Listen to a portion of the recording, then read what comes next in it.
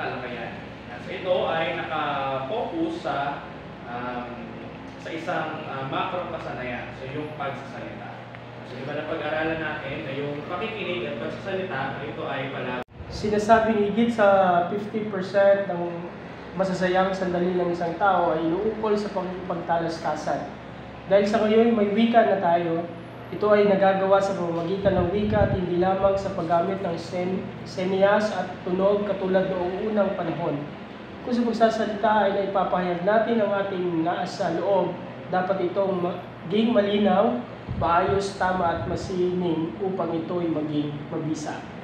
Ayan, sabi daw dito ay iniukol natin ang ating panahon sa pagtalastasan na 50% o salita. So ito ay nakadagdag ng emosyon doon sa gusto nating sabihin. Kaya mahalaga na kasama talaga magkasama ang salita na meron din kasamang aksyon o kilos. Katangian ng isang tao. Ang mahusay na pagsasalita, malaki ang may tutulong nito sa pakikipagkapwa, sa kanyang tagumpay, sa propesyon at paghahanap buhay. Saan mang dako at anumang uri ng tao ang kausap, kailangan ang mabisang pagsasalita. Sa makatuwid, ang pagsasalita ay napakahalagang kasangkapan sa pakikipag-unawaan upang matamo ang tagumpay sa buhay. May kasabihan nga tayo na walang hindi makukuha sa mabuting usapan. Ayan. So hindi naman pwede na ang tao ay halimbawa na siya ay nasa sa isang komunidad. Hindi naman pwede na isang tao ay hindi naman nagsasalita. So hindi naman mabubuhay ang tao na hindi nagsasalita. Sa mabisang pagsasalita. Sabihin, ano yung mga kasama o ano dapat yung mga nakikita sa isang mabisang pagsasalita. Hangad ng bawat nagsasalita na maunawaan siya ng kanyang kausap. Dahil dito, ang pagsasalita ay dapat na maging tama, maayos, maganda, mabisa, at ito ay matatamo kung ang pagsasalita ay may kawastuan o balarila at kagandahan o retorika. Paano ito matatamo? Dapat tama ang mga salita at ugnayan ng mga salita sa pangungusap na siyang papel ng barirala at dapat din masining ang pagpapahayag. Dito pumapasok ang retorika. Subalit kung minsan mayroon na ng dalawang sangkap na ito ay hindi pa rin ito maunawaan. Ito ay dahil sa kawalan ng kalinawan sa pagsasalita. Ayan. Sabi daw dito, no, syempre kapag ikaw yung sasalita, gusto mo naman na maintindihan ka ng iyong kausap. Syempre, pwede tayong gumamit sa mga formal na mga sitwasyon, pwede tayong gumamit ng mga matatalingan ng bayan, mga idioma, yan, mga kasabihan, mga salawikain, yan. Dahil ito ay nakakapagpaganda ng isang bayan. So yun yung tinatawag na retorika. Kaya siya sabihin ay masining art at gumagamit naman ng retorika, minsan ay nakadepende naman sa tao, no? Pero may mga tao na minsan ay hindi malinaw magsalita. Kasi mga batayan na malinawan.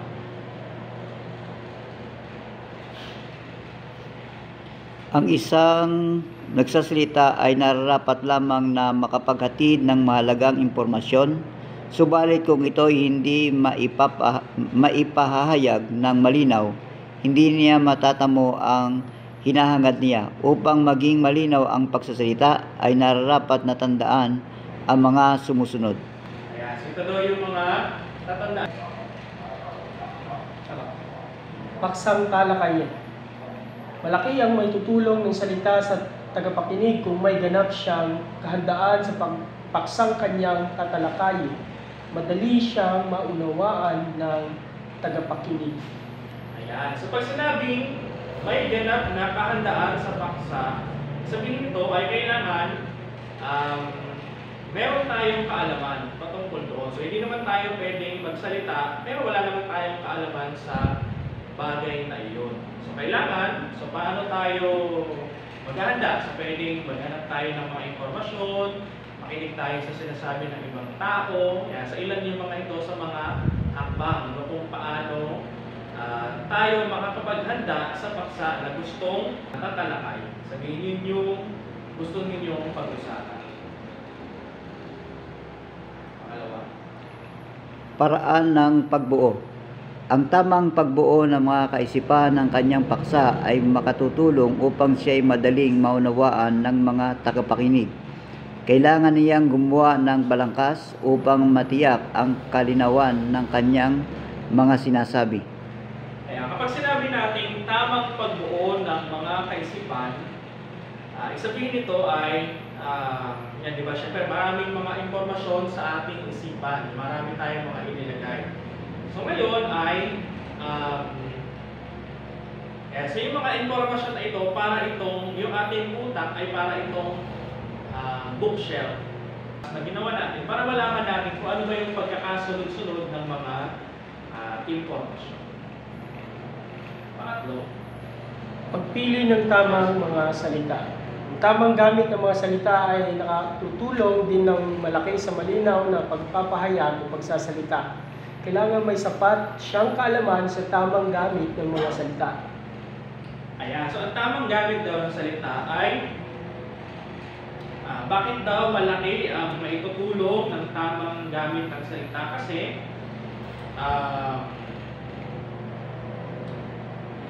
di ko sinabi, no? Pero sabi dito, malaki ang tulong ng tamang gamit ng salita dahil kapag tama yung ating ginagamit na salita, mas naiintindihan tayo ng ating kausap. Ay sabihin dito, kasama dito ang tindig, sabihin kung paano tayo tumayo. Sabihin kung yung tindig natin ay parang parang malakas yung ating loob, eh siyempre malakas yung ating parang ito ay ito ay nagpapahiwatig na alam natin yung ating sinasabi. Pero kung halimbawa ninenervyos. So kailangan sa tindig ay mukhang malakas ang ating at yung tinig ay malakas. Malakas at naiintindihan. Tamang bigkas ng mga salita at Bukod sa mga nabanggit, bahagi rin ng masisining na pagsasalita ang mga sumusunod. Una, paksang talakayin. Ang ayos ay nagsasalita, pananamit at tindig na may napakalaking impluwensya sa tagapakinig.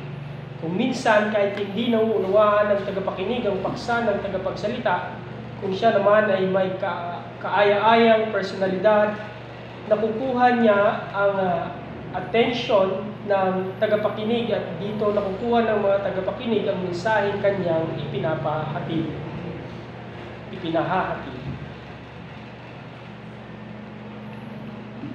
mali pala to. Hindi pala siya nagsasalita. So yan pala yun. Sabi nyo dito, ang ayos ng nagsasalita, sabihin, maaaring tumukoy sa kanyang pananamit at tindig ay may napakalaking impluwensya sa tagapakinig. At kung minsan, kahit hindi naunawaan ng tagapakinig ang paksa ng tagapagsalita, ay sabihin kung maayos naman yung kanyang itsura, at maayos din yung kanyang tindig, sabihin maayos yung kanyang pagtayo sa nagsasalita. Dahil maayos yung kanyang, maayos yung kanyang anyo.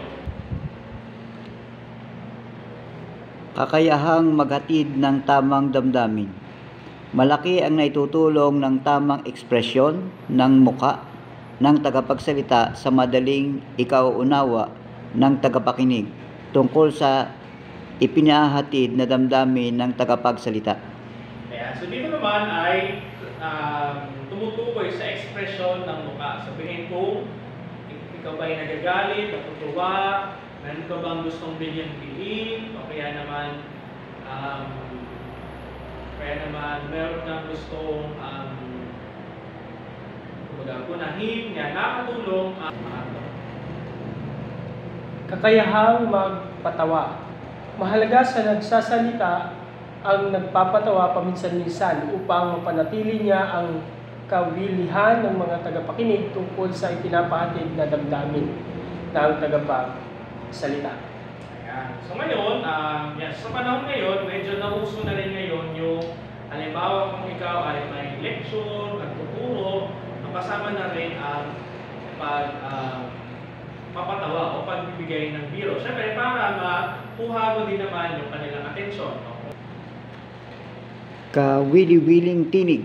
Ang sapat na lakas ng tinig ay nakakaakit sa tagapakinig. Hindi man natin nakikita ang nagsasalita kung siya ay may magandang tinig. Nakakaakit siyang pakinggan. Katunayan ng mga broadcaster sa radyo na dahil sa maganda ang kanilang tinig ay akalain mo na rin na siya ay maganda o gwapo. Ayan. So nakatulong ang tinig para maakit yung tagapakinig. Kaya nga sa radyo, kapag maganda yung tinig, naakit yung mga kaya nga sa radyo, ang requirement nila ay kailangan ay maganda yung tinig nung nagsasalita, maaaring announcer, DJ, para makuha nila yung atensyon ng mga tagapakinig. Tapos, syempre, kahit na hindi nakikita, nagkakaroon sila ng impresyon kung ano ay mga katangiang dapat taglayin ng isang mahusay na tagapagsalita. Malapit ang tagumpay sa taong may magandang personalidad at mahusay magsalita. May taong maraming ibig sabihin, ngunit walang kakayahang magsalita sapagkat hindi alam kung paano magsalita. Exposure lamang ang kailangan sa mga taong may ganitong suliranin. Kailangan din niya ang magkaroon ng malawak na bokabularyo. Ayan. Sa mga ito, dapat taglayin ng isang mahusay na tagapagsalita para kailangan hindi siya matakot na sumubo. Kung gusto niyang matutuhan na magsalita ng maayos. So, tuloy-tuloy lang kahit na hindi maayos. Kahit na hindi pa maayos sa una. Tapos, kailangan din daw na magkaroon ng malawak na bokabularyo. Sabihin, kailangan ay damihan natin yung mga salita na nalalaman natin. So, paano tayo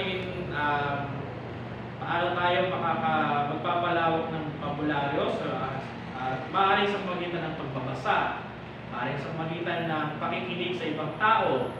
Yan, natututo tayo ng mga salita galing sa kanila. Kaya naman, kung meron tayong mga hindi naunawaan, hinahanap natin sa diksyonaryo. Mas kapag natin ang pagsasalita sa iba't ibang pagkakataon. Pakikipag-usap ng dalawahan. Pinakakaraniwang pakikipagtalastasang ating kinasasangkutan ay ang dalawahang pakikipag-usap. Sa pakikipag-usap na dalawahan, ang nagsasalita at tagapakinig ay kapwa nagsasalita at nakikinig. Kailangan magkakilala muna ang dalawang nag-uusap upang magkaroon ng daan sa ganitong uri ng pag-uusap. Ayan, no? Karaniwan daw ang dalawahang pakikipag-usap. Sabihin, may ako, tapos meron din akong isang kausap. So yun yung, halimbawa, kung meron tayong nakilala na bago pa lang, nauna pa lang natin kakilala, mahirap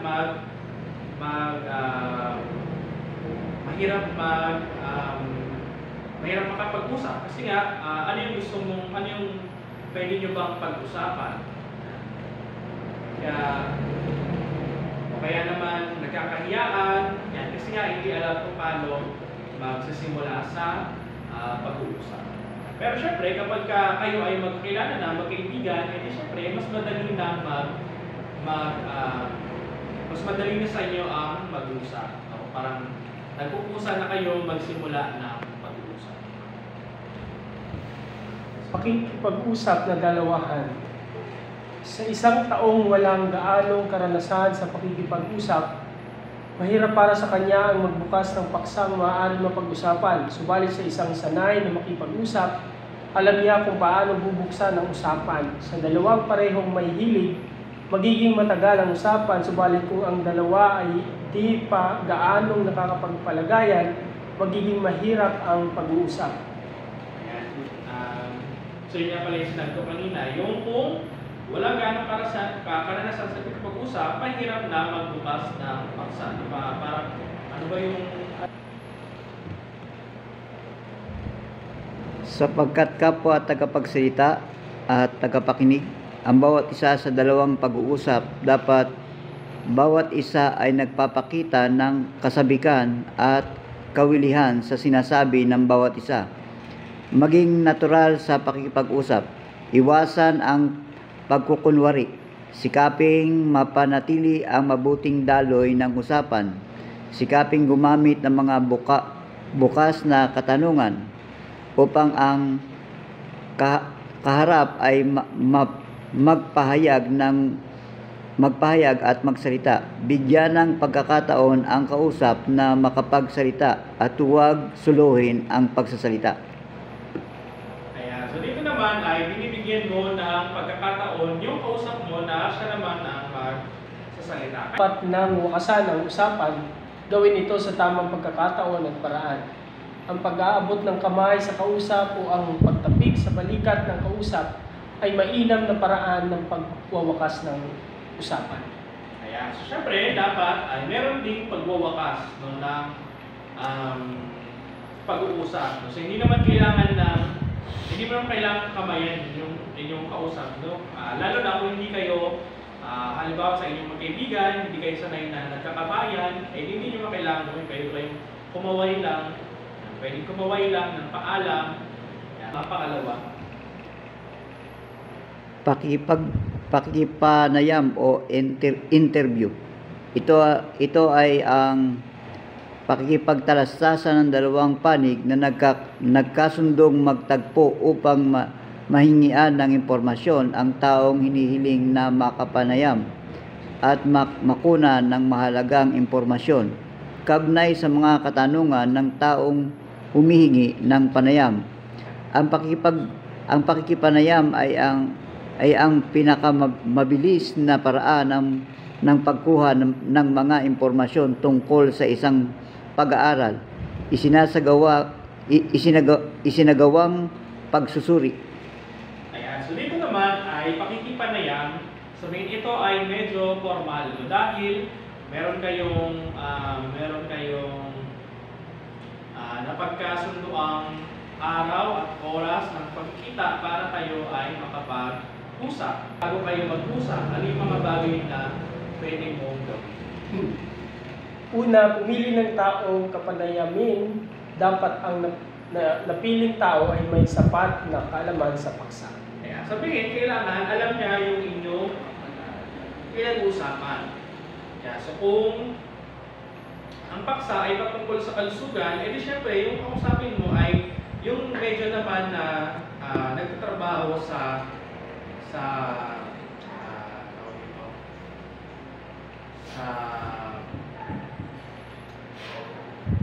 field ng health or medicine.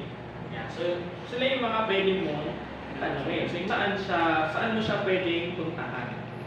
Kung ikaw ay pakikipanayam, alamin mo kung saan mo siya dapat puntahan kung bago yung lagay. Pangatlo, kunin ang pahintulot ng kapanayamin ang araw at oras ng panayam. Maaari itong gawin sa pamamagitan ng liham at telepono. Yan. So kung ikaw ay makikipanayam, ikaw yung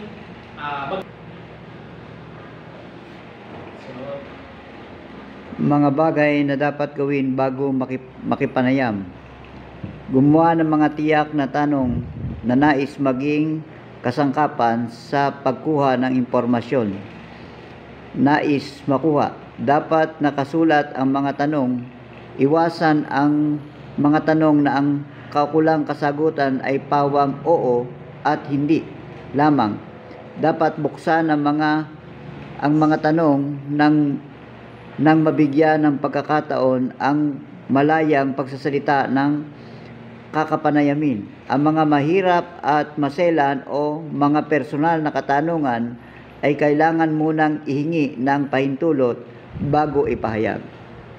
Ayan. So dito naman ay bago ka pa makipanayam, sabihin yung maaring yung araw bago ang pakikipanayam, pwede ka nang gumawa ng mga tanong na iyong ibibigay sa kanya, no, na kanya sasagutin. So kailangan ay hindi yung oras na makikipanayam ka na ay ito ka palang gagawa ng mga tanong. So magiging daan para maipaliwanag niya yung kanyang sagot. So kailangan hindi tayo gagawa ng tanong na oo, hindi lamang ang sagot. So kailangan bukas ang mga tanong. Siyempre, ang nangyayari sa kasalukuyan, ano yung mga dapat nating tandaan? Una, dumating sa takdang oras na inyong pinagkasunduan sapagkat ikaw ay humihingi lamang ng bahagi ng kanyang mahalagang panahon. Kaya so kung tayo ang nakikipanayam, so kailangan mas maaga tayo doon sa taon. Pangalawa, maging magiliw at magalang sa pakikitungo sa kakapanayamin. So maging mabait naman tayo doon sa ating interview para matuwa naman siya at mas maging bukas yung kanyang loob na sumagot. Panayam, makinig ng mabuti sa mga sinasabi ng kinakapanayam. Pagmasdang mabuti ang kinakapanayam upang makita kung gaano kahalaga ang kanyang sinasabi. Ayan. So kapag siya ay sumagot, kailangan yung ating pagdinig ay talagang nakapokus sa kanyang sinasabi. Sikaping maging masaya ang panayam. Sikaping maging tuloy-tuloy ang daloy ng pagtatanungan. Magkaroon ng paraan ng pagkuha ng detalye sa kinakapanayam at saka na lamang isulat ng buo ang talata. Ayan. So sabi lang naman dito ay maging maging masaya ang panayam, sabihin maging parang magaan yung kanyang pakiramdam. Kung iba, igalang mo ang oras ng kinakapanayam, tapusin ang pakikipanayam sa takdang oras at pagpapasalamat.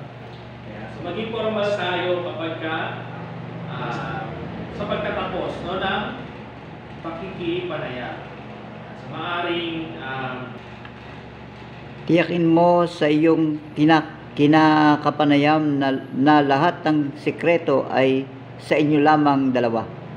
Ayan. So sabihin, huwag na tayong magbabahagi pa sa ibang tao kung masyadong maselan ang impormasyon. Na paghahanap buhay, ang uring ito ang ng panayam ay informal.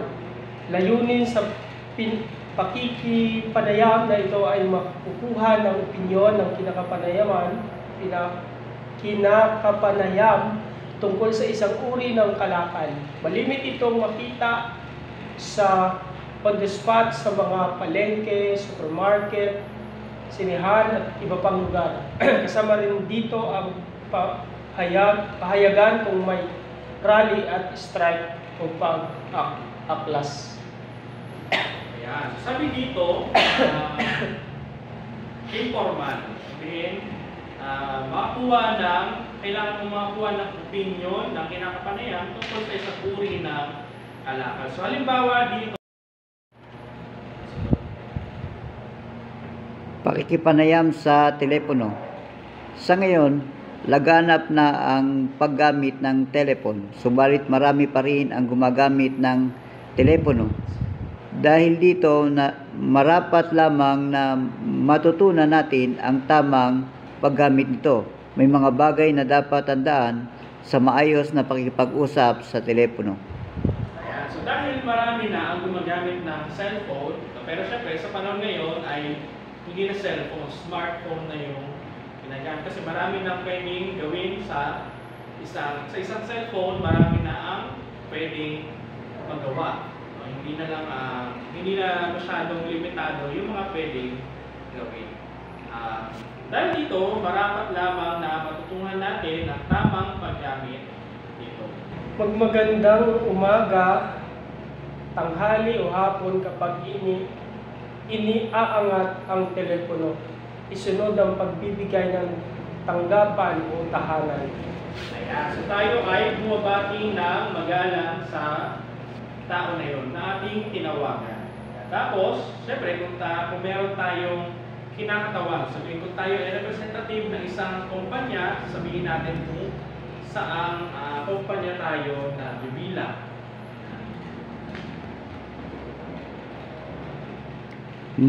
Magsalita ng malinaw, kagiliw-giliw at natural na tinig.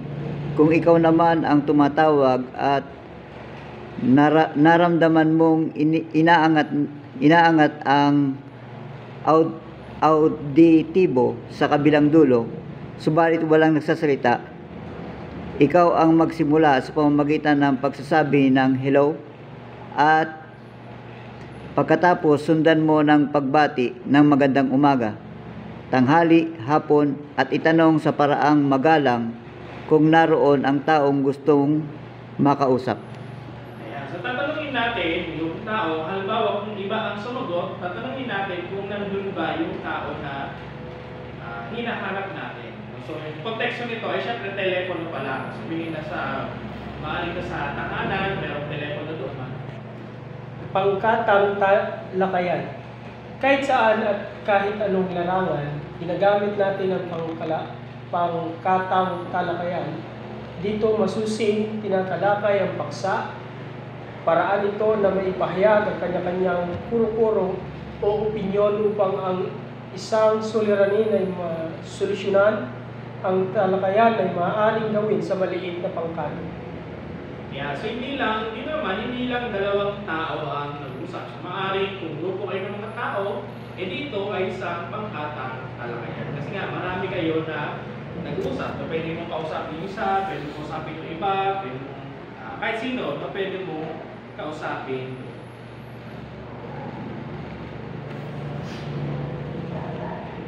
Mahalaga ang pagkatang talakayan. Dito nagtutulong-tulong ang mga kalahok upang matamo ang tiyak na layunin. Higit na mabisa ito dahil ang pagpapasya ay buhat sa ibang tao at hindi lamang sa iisa. Makabuluhang pasya ng lahat ang higit na makatutulong sa paglutas ng suliranin. Ayan, so dito naman ay mahalaga daw ang pangkatang talakayan dahil nagtutulong-tulong kung meron silang layunin na gustong makamit yung mga iba't ibang uri ng pangkatang talakayan. Una, informal na talakayang binubuo lamang ng 5 hanggang 10 tao. Sa Ingles, ito ay tinatawag na round table. Sa grupong ito, may tagapangulo, ngunit lahat ay aktibong nakikilahok sa usapan, kaya hindi nasusolo ang usapan ng naturang tagapangulo. So dito naman, ang tagapangulo ay siya lamang ang nagpapanatili ng kaayusan doon sa isang grupo ng mga tao. Formal na talakayan. Ito ay formal dahil sa ginaganap ang talakayan sa harap ng formal na tagapakinig. Ang mga ito ay ang sumusunod. A. Panel discussion o ang tinatawag na isang hanay na itinakda. Binubuo ito ng isang pinuno at mga kalahok. Nagpapalitan ng kuro-kuro o opinyon tungkol sa isang suliranin o paksa. Ang panel o hanay sa harap ng isang formal na tagapakinig ay maaari nang magtanong sa nagbibigay sa kanila ng opinyon pagkatapos ng talakayan ng hanay.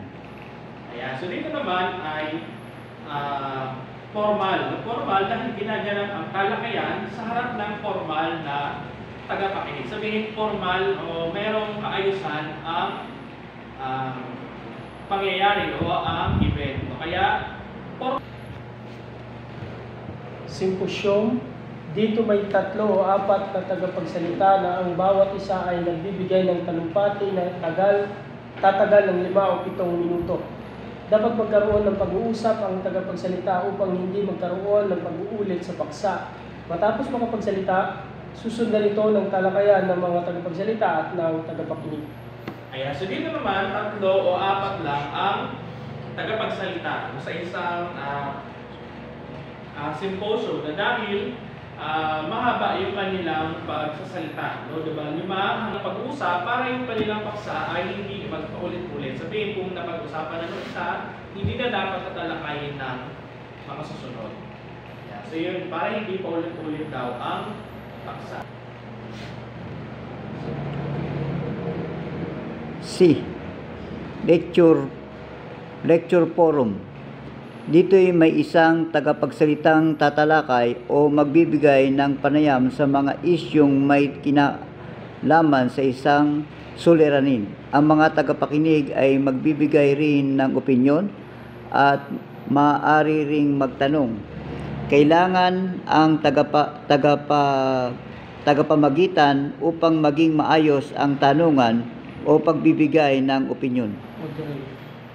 Ayan. So dito daw, sabi daw dito, isang tagapagsalitang tatalakay, magbibigay ng panayam sa mga issue may kinalaman sa isang suliranin. Tapos ang mga tagapakinig naman ay magbibigay din ng opinyon at maaari din na kung wala silang opinyon ibibigay, pwede silang magtanong.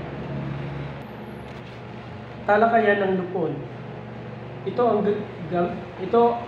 ang gamitin sa lahat ng uri kung gumagawa ng isang plano upang maisagawa ang isang proyekto.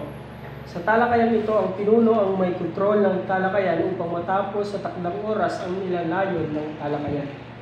Yan. So dito naman, maaaring ito ay tumukoy sa isang pwede natin gamitin halimbawa ang meeting.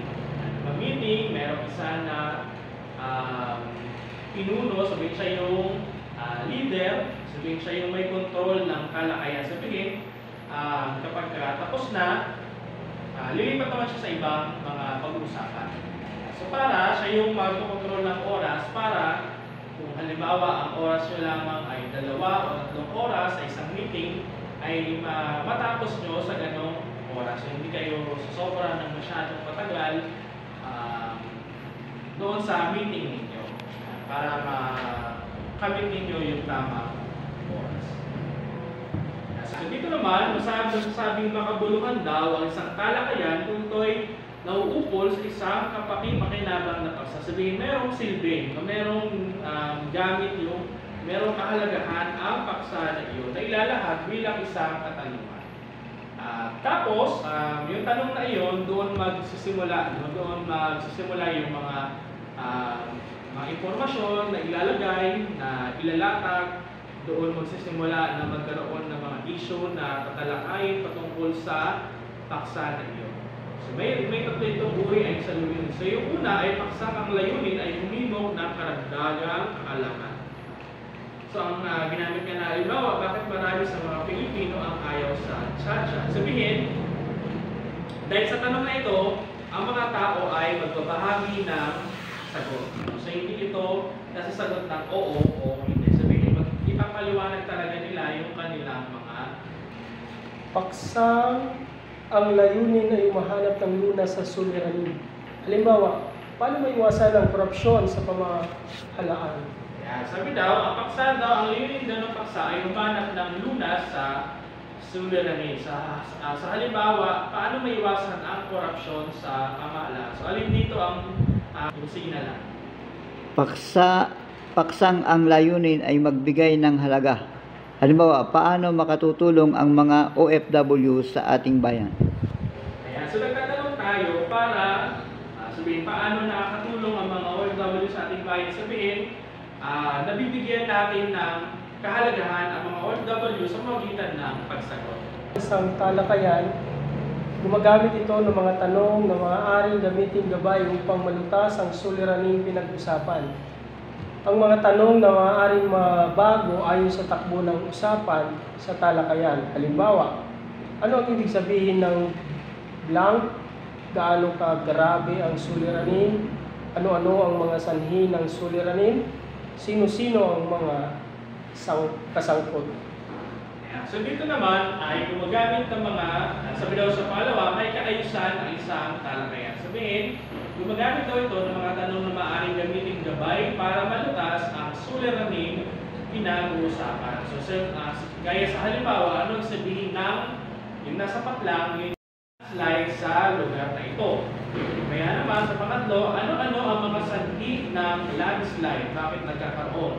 Tapos, sino-sino ang mga kasangkot? No? Maaaring kung ito ay, halimbawa, ang sanhi nito ay ang pagkalbo ng mga kabundukan. Siyempre, sino-sino ang mga kasangkot? Sino-sino ang may gawa ng pagkalbo na merong sapat na kaalaman para meron silang maibahagi sa talakayan. So, halimbawa, sumali ka, kung wala ka naman palang kaalaman, bakit pa sila sumali? Sana hindi na lang sila sana ay nakinig na lang sila. Tapos, para yung ibang tao na lang yung nabigyan ng pagkakataon na makapagsalita. So, kung sa ganitong klase ng talakayan, kailangan merong kahandaan. At hindi may iwan o hindi lumalahok. Halimbawa, nautusan ka ng guro na panayamin ang dekana ng kolehiyo tungkol sa paggamit ng Filipino at Ingles o bilingualismo sa pagtuturo ng makahiwalay na asignatura.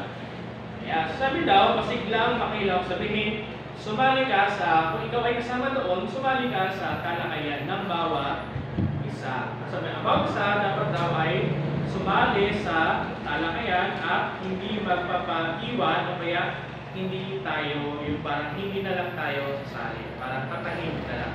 So halimbawa, kung ikaw ay nagutusan ng guro na kapanayamin ang dekana ng kolehiyo, sabihin ng dekana sa Ingles ay dean, no? Dean ng college na yun tungkol sa paggamit ng Filipino at Ingles. So kung ikaw ay nautusan ng guro, edi syempre gagawin mo iyon. So kung halimbawa, kung tatlo kayo, edi tatlo kayo na magtatanong doon para meron kayong halimbawa, magandang umaga, hapon po. Ako po ay mag-aaral ng sining sa Komunikasyong Pilipino. Naatasan po ako ng aking guro na kunin ang iyong saloobin hinggil sa paggamit o pagpapatupad ng bilingwalismo o dalubhasaang antas. Maaari po bang mahiram ko ang ilan ninyong sandali para makuha ang iyong saloobin ungkol dito? Ayan, so makita natin dito na nagpakilala yung tao na ito. No? Siya daw ay mag-aaral ng sining sa Komunikasyong Pilipino. Ayan, tapos,